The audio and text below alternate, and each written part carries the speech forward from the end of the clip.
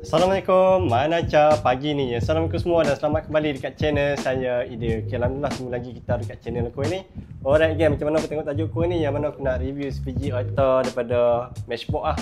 Yang ni Porsche 911 Carrera Cabriolet. Okay, so sebabkan aku peminat ataupun pecinta Porsche, so jom aku review dekat Porsche kali ni. Okay guys, so ni Porsche 911 Carrera Cabriolet. Okay, so macam yang sebelum ni aku dah pernah review dekat Porsche Carrera Cabriolet daripada Hot Wheels lah.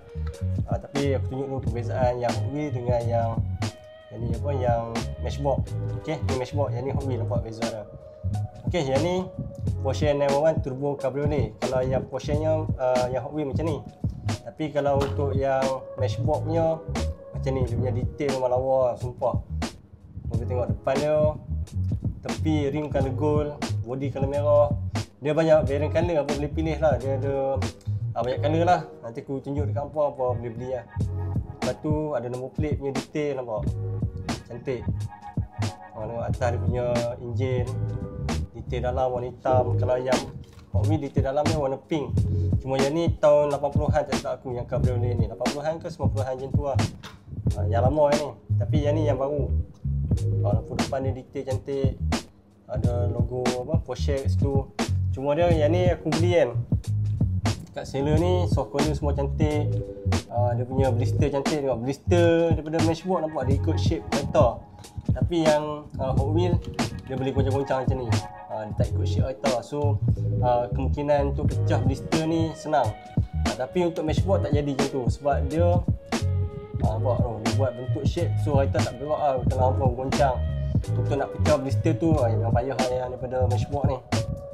Okay, so yang ni lifetime metal. Atas soft corner cantik.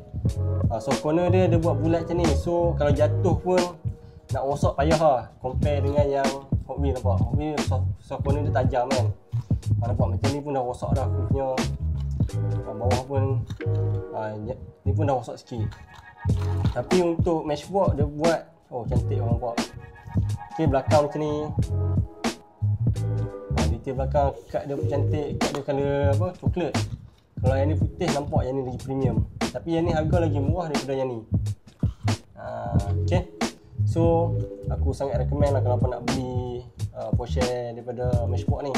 Ada detail side mirror kiri kanan. Yang ni pun ada juga detail side mirror kiri kanan. Ini cantik lah bagi aku. Okay, so kalau ada benda nak tanya, boleh komen kat bawah. Aku dah letak link kat bawah ni, apa boleh dapat situ. Okay, Assalamualaikum.